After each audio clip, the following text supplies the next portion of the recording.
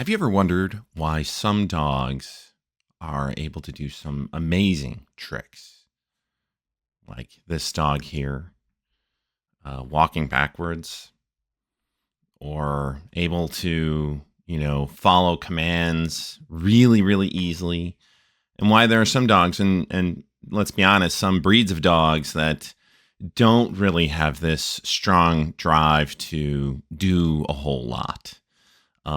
They have their own purposes, of course. I would say just about every dog breed certainly has value, and obviously over the course of their selection, because they have been artificially selected, they clearly have been selected to do different things. Many of them are working kinds of dogs.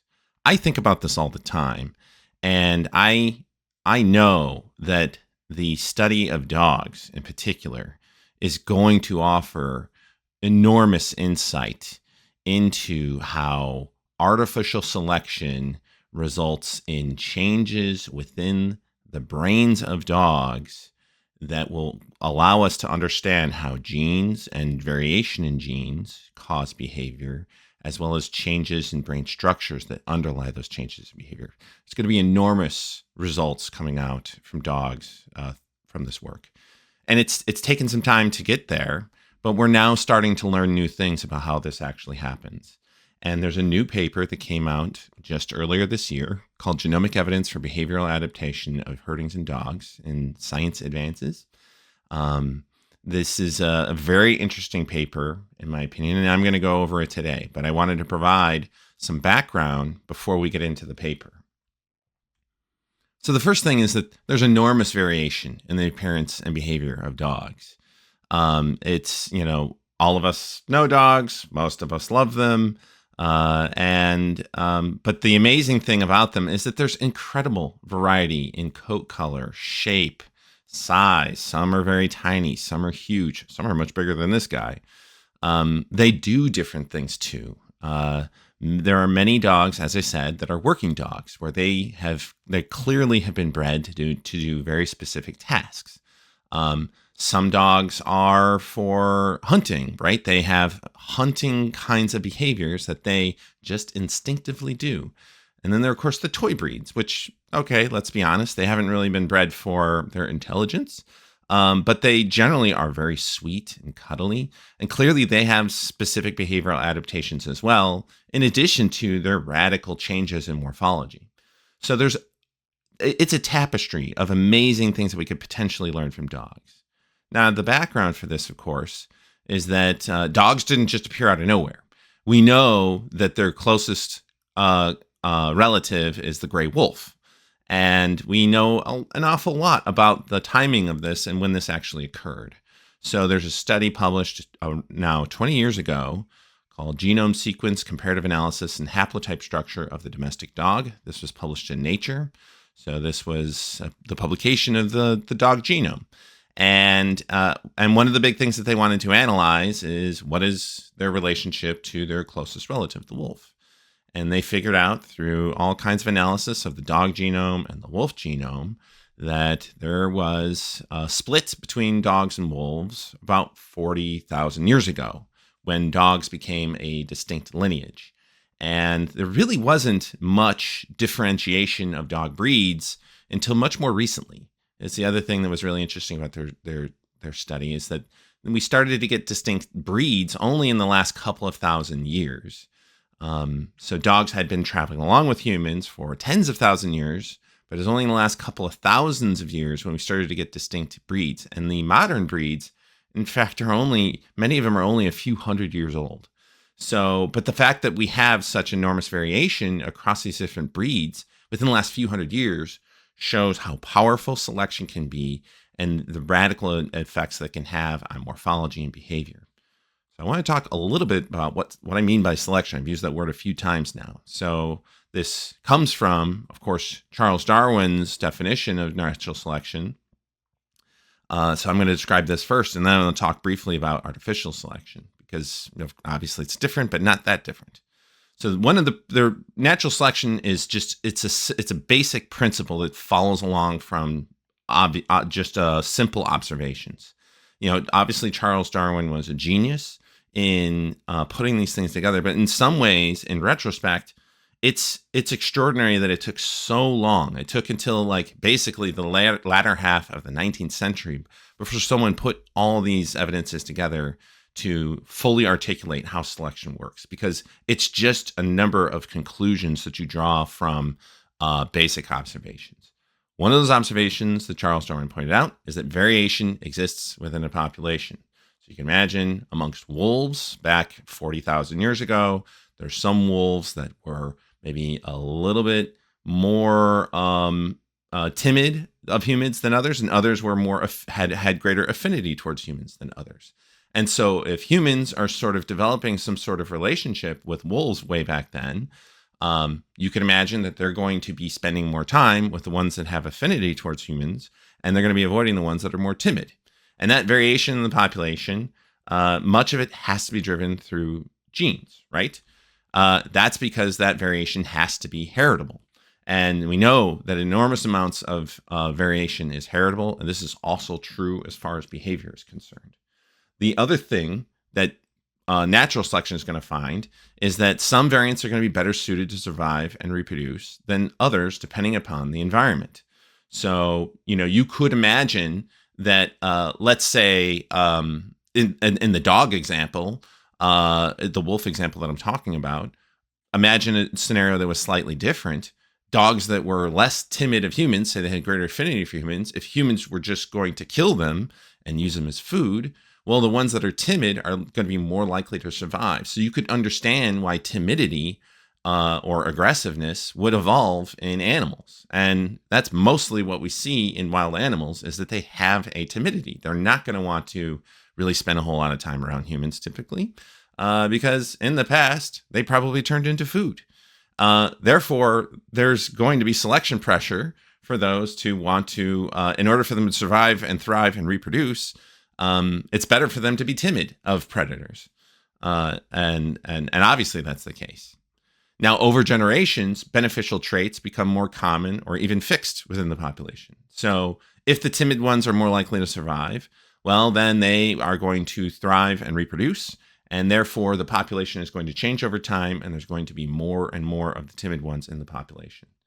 And so then the major conclusion, just from these basic facts and other obvious conclusions that one can draw, is that over time, isolated populations that diverge from the stock population will be so different that they can no longer reproduce together. So if you just repeat this process over and over and over again, if they are isolated from each other, either behaviorally or physically, like one population has moved to a different landmass from another population and they can no longer interbreed, they are going to diverge over time because they're going to be facing different environments and different predators or different prey items, and therefore they are just going to diverge and change. We know that this happens. And so this is a little animation that I took from a video on the Stated Clearly YouTube channel. It's a fantastic channel. I highly encourage you to check out that channel. It's filled with great science content. And this is a nice he's a wonderful animator and explains concepts really, really easily. And he's got one on natural selection. So I just took a little snippet of his animation to illustrate the principle of natural selection. So imagine you've got some kind of insect, this kind of grasshopper creature here, and there's variation in the population as far as color, shape, other things.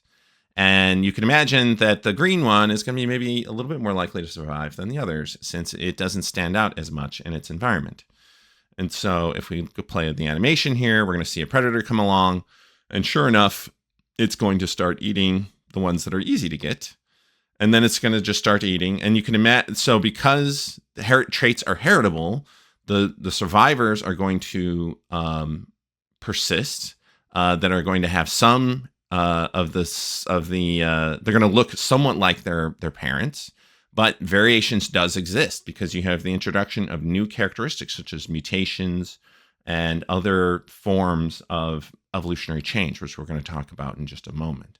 But it's through this iterative process of selection and variation, selection on variation, that allows for novelty to arrive and change to exert itself within populations. There are various mechanisms of evolutionary change. Natural selection is the one we just talked about. So, funny enough, I took it from this paper here, and it shows basically the same exact example that was used in the stated clearly animation I was just using, with predator selecting for certain morphs, and so therefore the population changes over time, and therefore the dark ones against the dark environment are more likely to survive. Mutation is another form of change that occurs, and it's a critical portion because this is where variation emerges within populations, and this is going to be also very important for what we're going to be talking about for the paper today. So mutation is definitely one source of variation and change within a population. Migration is another one. This is another thing that we're going to be talking about.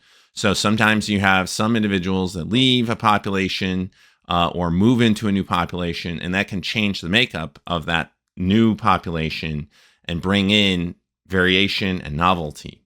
So mutation could occur in a different population and then change a different population because that mutation now is brought into that other population. And then genetic drift is another. It's actually quite a lot of times it gets short shrift, but just randomness of events that occur within a population can have an enormous impact on the components of that population. So let's say we have a population that is perfectly fine with different color morphs, but some kind of event just randomly kills a whole bunch of animals, but it just so happens to kill more of the white ones than the black ones. Well, now the population is going to be just mostly black. And it's not because of any sort of selection pressure, but just by random circumstance. And we know that this also occurs because this has been seen many times in the environment as well. So there's an element of randomness and stochasticity that happens when you have natural selection occurring, and which means that natural selection kind of operates sort of slowly. And this is one of the things when you contrast natural selection to artificial selection, because artificial selection can actually be really, really fast and allow for enormous fast change to occur over a very short period of time. One amazing example of artificial selection is many of the vegetables that many of us enjoy, or at least we should enjoy. So if you go to your local food market, you go to your local grocery store, you could go buy a cauliflower, or you could buy broccoli, you could buy cabbage, you can also buy kale, and if you go to a relatively fancy place, you might even be able to find kohlrabi. Believe it or not, each of these vegetables is derived from the same plant. And that through the process of natural selection, we have created different varieties of wild mustard that have given rise to these different vegetables that we eat. So cauliflower is just a variety of wild mustard where there's sterility of the flowers. And that's what you end up eating. Broccoli is suppression of flower development that occurs in wild mustard. Cabbage is suppression of the intermode length. So, someone who was breeding many hundred years ago, wild mustard, they found some variations where the intermode length was shorter for whatever reason, and that now the organism grew like a cabbage, and they could eat it. And cabbage isn't your thing, that's fine, but some people love cabbage. Kale, same thing, just an enlargement of the leaves. So a different variation must have had some kind of like larger leaves, that those individuals were bred together, and therefore within a relatively short period of time, you now had a variety of wild mustard that just had really big leaves, and that is kale, and just so on and so forth. And this is how we have now domesticated all kinds of different species, all kinds of plant species, but also many, many kinds of animal species. So getting back to dogs, as I mentioned, there are many varieties of dogs, and it's pretty clear that some dogs are better suited for certain tasks than other dogs. And, for instance, border collies, shown here, have been bred. Most of the variations of border collies, I got to say with a caveat, have been bred to do certain tasks, particularly herding tasks. Some dogs are bred for other things, such as Yorkshire Terriers. They're bred for cuddling and for cleaning the inside of noses, has been my experience with Yorkshire Terriers. And that's their job. And they're very, very cute. But But they still are the same species, which is amazing, which indicates that there has to be underlying genetic variation, not only to explain differences in morphology, because obviously that's an extraordinary difference just between these two individuals, but also their behavior. Their behavior is extremely different.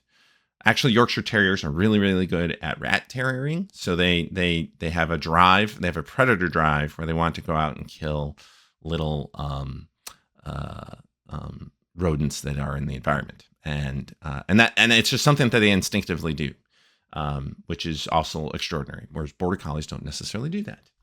Now, getting to border collies, because that's what we're going to be talking about in the paper today. Border collies have been bred to herd animals, and they will instinctively do this. If you go through training with border collies, they can do enormous things with simple audio tasks. So you give them an audio cue, and they will do amazing things to herd up animals.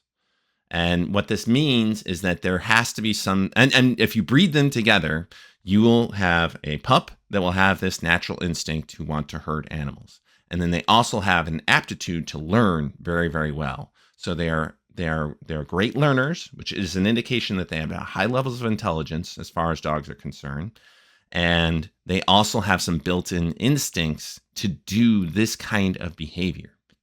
So something has changed within border collies on the genetic level that has facilitated a change within their brains. And I wanted to illustrate a little bit of what we mean by that. So what this means is that selected heritable traits have to have some sort of genetic origin. If there's a behavioral trait that is passed from parent to offspring, it has to have a genetic origin. So it means there must be some change in the DNA that has resulted in some change in a protein, which has some effect on the organism as it's built. And so when we're building an organism, it's going to be those proteins that are going to be structural components to do this. And so this is an illustration taken from this paper, The Genetic Symphony, Underlying Evolution of Brain's Prefrontal Cortex. This is a review paper published in Nature, talking about some of the underlying genetic changes that are known to be involved in the expansion of the prefrontal cortex. And so they describe a number of genetic changes, including changes in retinoic acid levels. So retinoic acid can act on retinoic acid receptors that can have effects on downstream genes such as CBLN2. And then this can lead to various changes such as like density of dendritic spines within the prefrontal cortex, which is going to mean that these neurons are going to be more likely to take on more connectivity than the neurons that have relatively low density of dendritic spines. So this is going to then be related to the kinds of circuitry that gets formed within the prefrontal cortex. And there may be just a small difference in the enhancer element of a retinoic acid binding site that allows for greater expression of certain genes. So you can have a small change that can occur within the genome having an impact on things like just numbers of synapses in some neurons in some individuals relative to others. And therefore, that's going to lead to a change in the basic structure within a part of the brain, which means it's going to behave in a different way. This is just one example of how this could potentially occur. Now, the paper that we're looking at today is a first major step in teasing apart how this process actually occurs. So let's talk about that paper. This is the abstract of the paper, and here's the title, and here are the authors. Title of the paper is Genomic Evidence for Behavioral Adaptation of Herding Dogs. And we might as well just read the abstract because this is a nice introduction to the whole paper. Herding dogs exhibit a distinct constellation of behaviors marked by inherent instinct and motor skills that manipulate and guide livestock in response to instructive commands and cues. A lot of what I've already said. Comparison of the whole genome sequences of herding dogs and non-herding breeds reveals signatures of positive selection associated with pathways underlying social interaction and cognitive functions. Of the strong selective sweep signals, haplotypes within ephrin type B receptor 1, or FB1, which is linked to locomotor hyperactivity and spatial memory, show evidence of segregation within breed lineages for the conformation versus working lines of border collies and introgression within a genetically and geographically distinct herding breed of Entebücher mountain dogs. Okay. We'll put a pin in this. I'm going to describe this in a little bit more detail in a moment.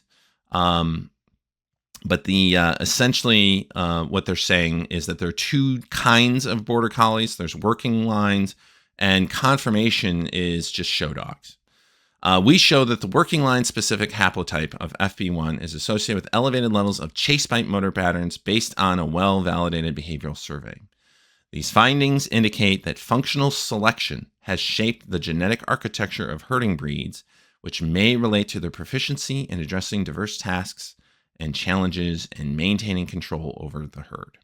Super cool, interesting work. I realize that there's a lot in here, but we're going to walk through this, and hopefully by the end of the presentation, you will understand what I just read. So let's get into the results. So the first thing is that they describe a little bit of just what they did. Okay. So as they point out that each herding breed has been subjected to distinctive selective pressure spanning over several generations, leading to the acquisition of desired behavioral characteristics that are either absent or only minimally present in non-herding dogs. So they're saying that herding dogs have certain behaviors that non-herding dogs, they just don't have.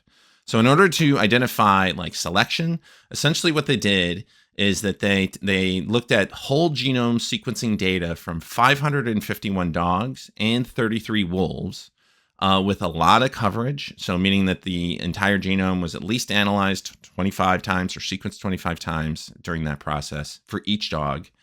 And what they looked at were then differences across all the dogs.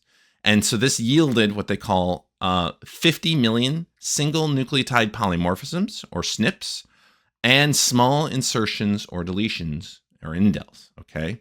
So they have a total of 50 million mutations that they're interested in. So I wanted to briefly cover what a SNP is. A SNP, or a single nucleotide polymorphism, is simply just a change in the sequence of the genome. So in this case, what we have here is a G. So you can see there's an entire sequence here in the double helix of the DNA, and it's been changed to an A. So the sequence is different now, which would mean that maybe if this is coding for an amino acid, so this codon is now going to code for something different probably. If it's in if it's in a regulatory region, it might mean that the regulatory region is now changed. And even though the protein itself may not be changed, but the expression of the protein may be changed. So a single nucleotide polymorphism can have an enormous impact on, say, the structure of a protein or the expression of a protein. The same is true for indels. Now, an indel is slightly different. These are insertions and deletions that can result in critical changes in DNA. So imagine we've got a sequence like this. It's a series of A's. The complementary strand has a series of T's. But as it is getting sequenced, as it is getting replicated, one thing that you can have is something like an insertion, where maybe an A gets inserted in here into the strand that's being replicated, and instead of it being just, say, 5, it should have been 5 A's. We now have 6 A's, and so that's an insertion, right? So you can see that there would have been 5 here because T complements with A, but because another A got inserted, eventually it led to a whole set of an extra T eventually being inserted to complement the extra A that was inserted. You can also have things like deletions. So you can imagine the template strand that there's a slippage that occurs where a T kind of slips out, and instead of 5 T's being present, there's only 4, which means that you have a deletion. And so now instead of it being A, we only have A, 4 of them. That's a deletion. And these are referred to as indels. And these can also be assessed when you look at the entire genomes of dogs and you find some animals that have either an insertion or a deletion. That will be something that will show up. And the same is true for SNPs. You can analyze the entire thing, you compare them all to each other, and the ones that have these small mutations stand out. And that is all that they're looking at. And out of their 500 and some genomes that they look at, with the wolves and the dogs, they find 50 million SNPs and indels. So it's a huge data set to look at. So let's talk a little bit more about what they did. So in this study, they wanted to focus on herding groups. So they have 12 recognized herding breeds. They looked at Australian cattle dogs, Australian shepherds, Belgian sheepdogs, bearded collies, Burger Picard, Belgian Malinois, border collies. They have 15 of those, just to keep in mind. Bouvier de Flandre, I don't know what that is, but it's obviously a herding dog. A German shepherd dog, 15 of those. Pembroke Welsh corgis, Shetland sheepdogs, and Belgian Teruvens. So they're not focusing on just one particular herding breed, but they're focusing on many of the herding breeds. And this now creates a huge data set of a bunch of genomes for them to look at that are now from herding breeds. And so if there's something interesting amongst herding breeds and they have some commonality of some sort of genetic change, they might see that same genetic change across many of the breeds. Not all of them necessarily, because you can have different mutations that lead to the same kinds of changes, like behavioral changes. But maybe they'll find some commonality. And so for the non-herding group, they had 91 breeds to work with, and they just took one from each to not create any sort of bias. And so this is now their control group. So they're comparing the genomes of all of these dogs to one of each of the non-herding breeds as their control group. And then they did two different kinds of analyses. They did two pairwise cross-population methods using these two different analyses to look for selection. So if there are differences between this group and this group, it should show up as being enriched in the herding group. And that's what they're really interested in. And so they did a sweep of all these genomes, comparing them to each other. And then they used the top 0.5% of genomic regions. So the regions that were more different in this group relative to this group. Most of the genome is going to be exactly the same, right? But they're looking for differences, and they're looking for the top 0.5% of differences. So the areas of their genome that were more likely to be changed in the herding group relative to the non-herding group. And they found 2,624 positively selected genes. So it means that they're in the process of making herding animals. There's been selection that has resulted in 2,624 positively selected genes in herding breeds relative to non-herding breeds, which is extraordinary given that this is just probably over the last several hundred years that this kind of change can occur. So okay, that's a lot to work from. And so they need to narrow it down a little bit. So now that they've got this list of 2,624 genes, they wanted to narrow it down. So now they're starting to compare they compare them to non-herding breeds. So they picked 4 different non-herding breeds, right? So they have is it 4? 2, 3, 4? Yeah, it's 4. They pick greyhounds, Portuguese water dogs, Tibetan mastiffs, and Yorkshire terriers to analyze in greater detail. And so now they're picking these non-herding breeds to see, okay, can we find some individuals that actually have some of these same variants? So of those 2,624 genes that were under selection, at least in one herding breed, what they find is that 2,350 of them were retained after they looked at them. So they found essentially like 300 of the genes that from their first sweep, they were able to find at least some of them in the non-herding breeds, which eliminates these as being like a herding specific change. It's just then like a dog breeding selection gene is what that means. So because they're trying to narrow it down to being herding specific. Now then what they do is they start comparing the and they find it at least in one herding breed. So they find at least they find 2,350 changes, genes that have been under selective pressure in at least one herding breed. But if they want to narrow it down to genes that are of particular interest, it would be nice to find out if it's within multiple herding breeds. So they found that 471 of these genes were detected in at least 2, 97 of these changes were in at least 3, and 23 of these changes were in at least 4 herding breeds. And when they look at all these overlaps, they find that this is much greater than they would have expected by random chance. The p-value for this is 2.2 times 10 to the negative 16, which is a very, very, very low p-value, which means that this isn't just by random chance. That clearly This is something that has had non-randomness applied to it, which is humans selecting for these changes. So these are unique alleles that are found almost exclusively just in herding breeds and not in the non-herding breeds. And so then they want to then focus a little bit more closely on these changes, and they look at this data set, and then they applied it to a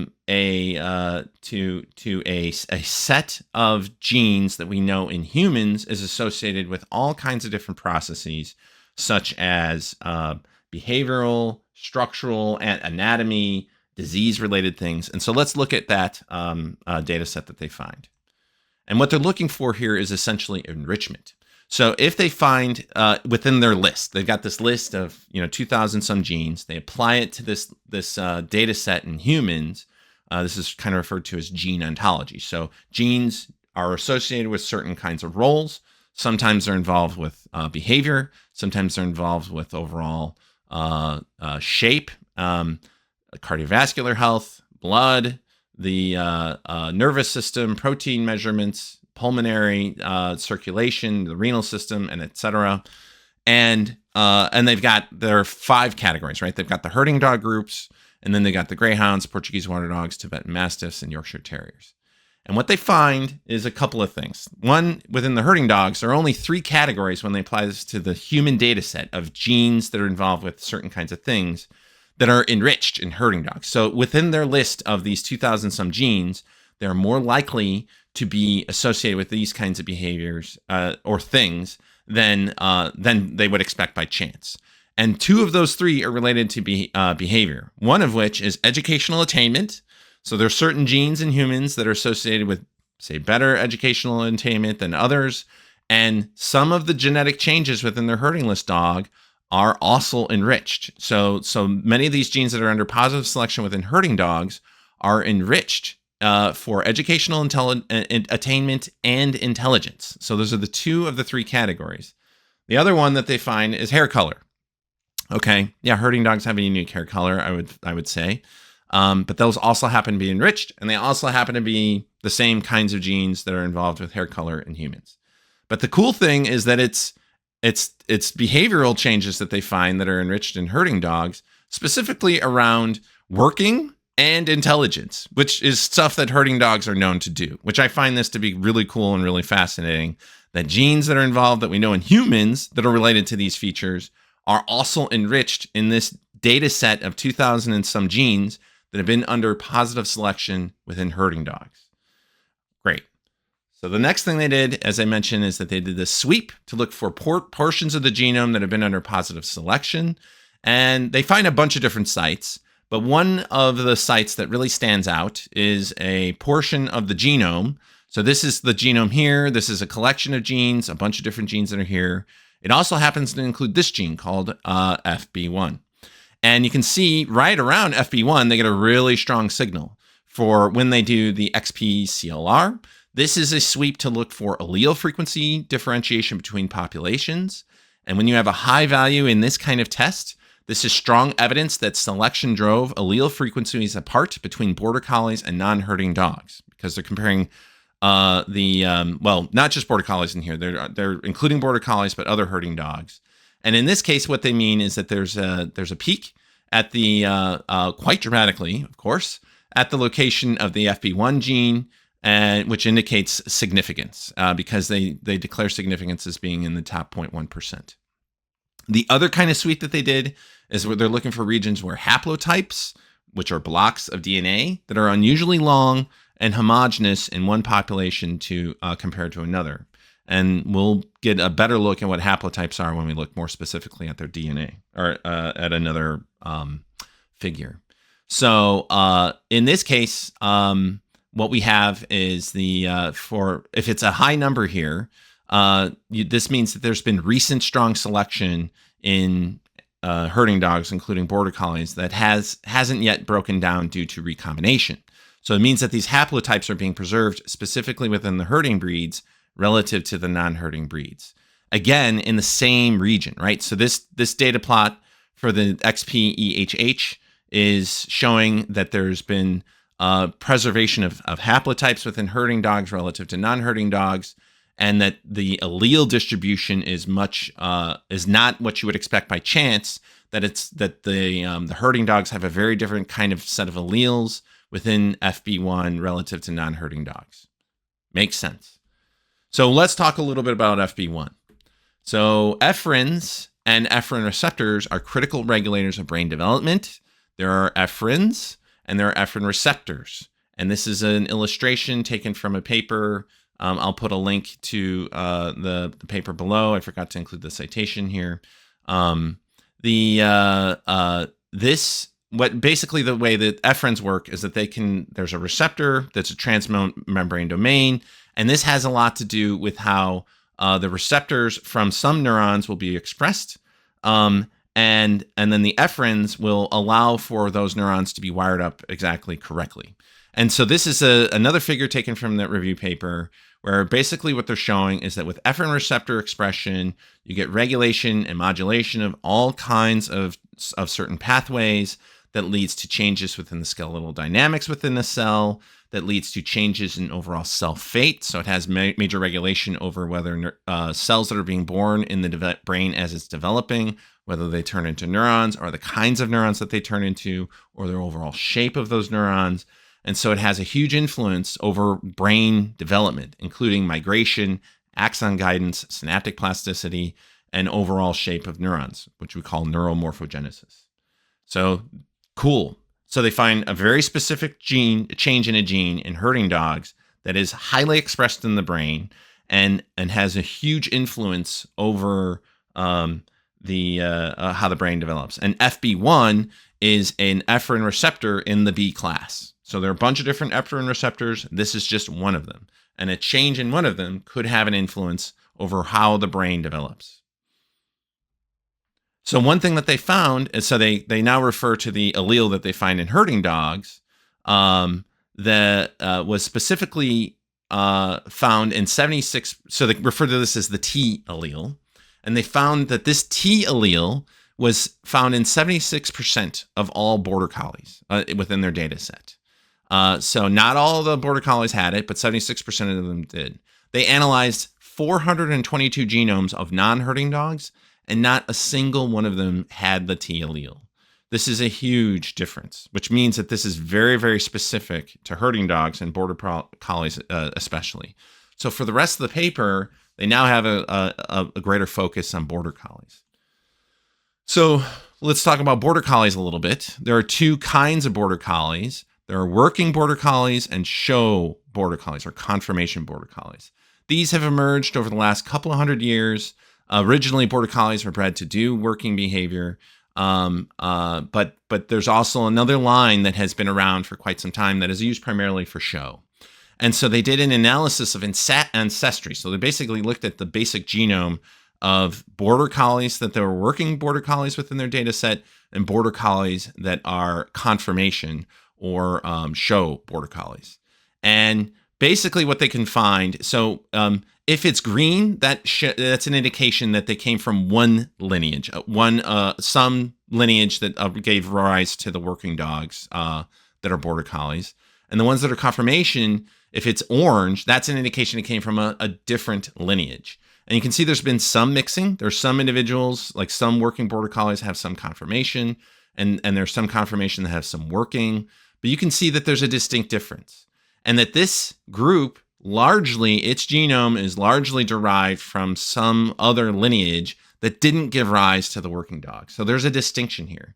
And the cool thing about this is that the conformation border collies, they don't really do the kinds of herding behavior that the working border collies do.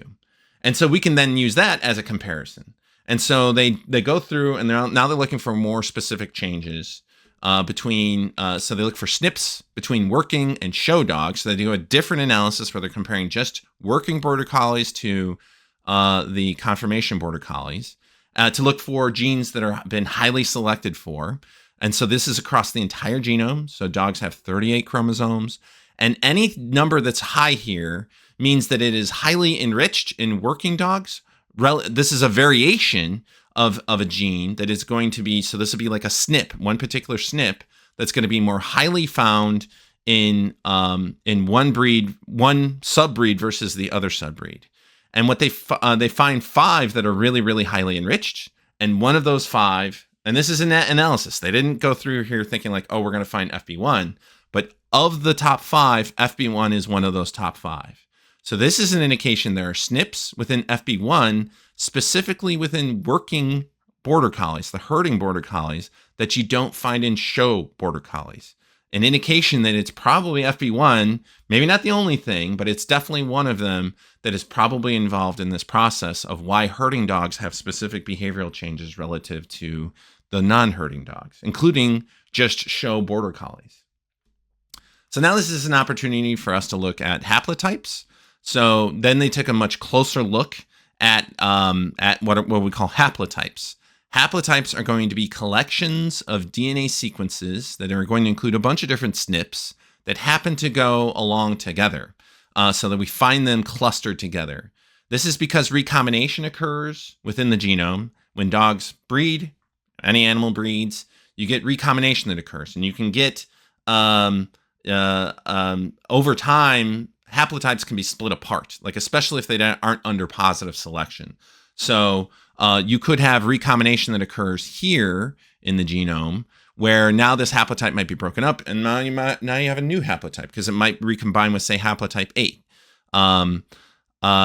But if you're breeding, say, working dogs together and they are homozygous for this haplotype, it won't really matter if there's recombination, because you'll have a dog that has that's homozygous for haplotype 1 breeding with another dog that's homozygous for haplotype 1. Even if there's recombination that occurs, you're still going to preserve the haplotype. That's why you can get preservation of certain variations that'll stay within a population, especially if it becomes fixed. And this is one of the amazing things about artificial selection, is that you can get a reduction of variation in very specific kinds of genes, such as this, like the FB1. Okay, so that's what a haplotype is. FB1 this is what the genome, this is one way of illustrating the genome. So this would be the 5' untranslated region over here. The 3' untranslated region is down in this direction, so 5' to 3'. And these little marks here would be the exons. And so within the region here, there are a bunch of different sites where they have found SNPs, variations that exist across a bunch of different breeds that they looked at. So here are the breeds here. Rottweilers, Tibetan Mastiff, Portuguese Water Dog, Wolves, Yorkshire Terriers. And they also included another breed called the Entelbucher Mountain Dog, which is related to Greater Mountain Swiss Dogs and Bernese Mountain Dogs. And then they have border collies that are working and border collies that are conformation. They find, interestingly, that haplotype 1 is highly enriched in 3 of the variations that they look at. It's highly enriched in just the working dog border collies. You can see that of the border collie working dogs, the herding border collies, that nearly 80% of them have haplotype 1. And then amongst the Entelbucher mountain dogs, which also does breeding herding type behaviors, you can see that nearly 70% of them also have haplotype 1. And of course, because border collies that are show dogs obviously have been bred with border collies that are working dogs, they have some of the haplotype, but it's less than 25%. Instead, they're more likely to have haplotype 2. And then we don't really find haplotype 1 in any of the other ones, except for one example from a Portuguese water dog. Probably it's just a single individual that happened to have the haplotype. Because let's face it, you get mutts, and sometimes, things get mixed in. And that's just how gene flow occurs. But we can see that there's been enormous positive selection for this haplotype to appear in this group. So now they wanted to find out, okay, where did the haplotype come from? Did it come from the Entelbucher mountain dogs or from the border collies? And they did some analysis on this. So first thing is that they wanted to illustrate, if you just compare the total genome to each other, who is more closely related to whom? And obviously, wolves are going to be the outgroup if you're looking at dogs, right? And of course, border collies are more closely related to each other than they are to wolves.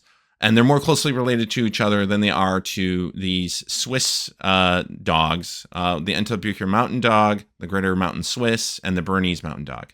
They're all more closely related to each other. And if you've ever seen them, they're big, fluffy dogs that are tricolor. And yeah, so that's typically how that lays out. And so yeah, like of course, border collies are going to have a more recent common ancestor than they with each other than they did with the Greater Mountain Swiss, and certainly none of them are all that much more closely related to wolves than they are to within these clusters of within their subbreeds. But the interesting thing is that if you make a genome tree just based on FB1, what you find is that the border collie working dogs, the herding version of the border collies, are much more similar to each other, to the Enterbucher mountain dogs, than either of them are to their respective subbreeds. So when you're just looking at FB1, the sequences, the variations that we find, these guys are much more closer to each other. They're much more likely to be closer to each other than they are to the border collie show dogs, the Greater Mountain Swiss, or the Bernese Mountain Dog.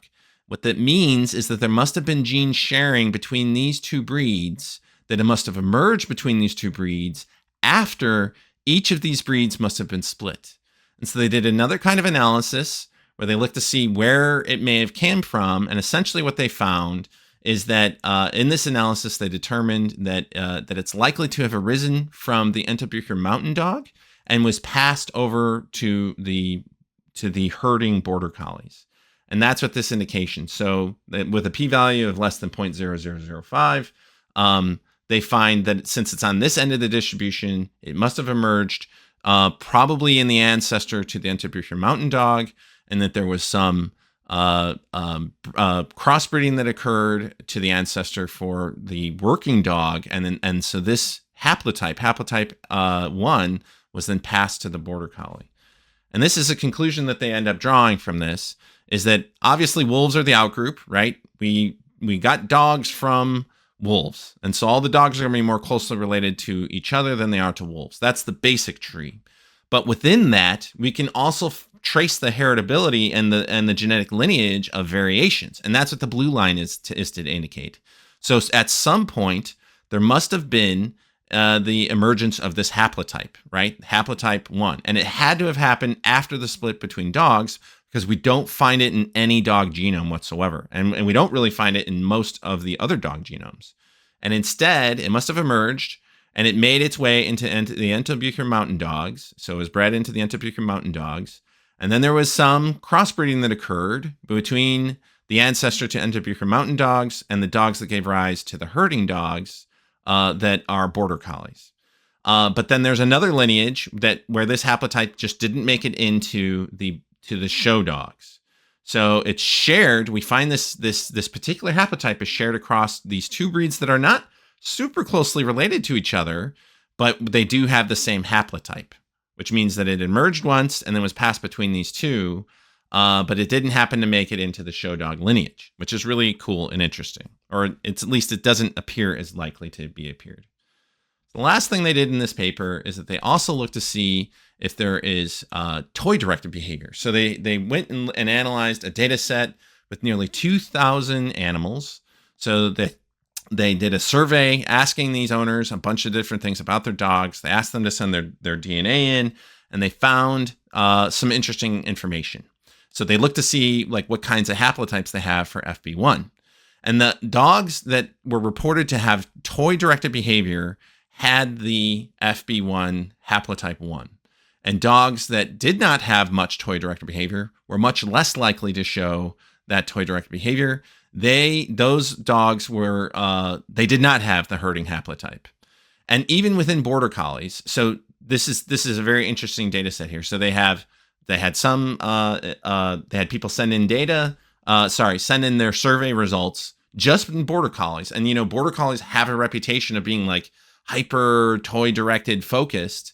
But obviously none of these owners knew what haplotype that their dog had. But even within them, within this breed, within the border collies, they were able to see that the ones that had greater toy-directed behavior had the herding haplotype relative to those dogs that were less likely to show toy-directed behavior, and that this was a significant difference. So even within border collies that have this reputation of being like hyper-focused on toys, the ones that are more likely to be focused on toys clearly showed a greater affinity for toy-directed behavior. And therefore they also happen to have the herding haplotype. So this haplotype is very specific to this specific behavior, which is super cool and fascinating. Okay, so this is what I feel like is one of the clearest examples of a new mutation. They find evidence that this is a new mutation that has emerged recently that has a very specific behavioral adaptation. Haplotype 1 must be new because it's not found in wolves or in non-herding dog breeds. It is a gene also known to be critical for how brains grow and wire up. And then in this study, they also confirm its relevance by analyzing over 2,000 dogs and find that the haplotype is much more likely to make dogs more toy-directed. So yeah, I think that this is a great paper. I think obviously it's kind of complicated in some ways, but I hopefully I've broken it down for you so that it's relatively easy to understand. And if you really like this kind of content, I hope that you like and subscribe, and I'll check you later.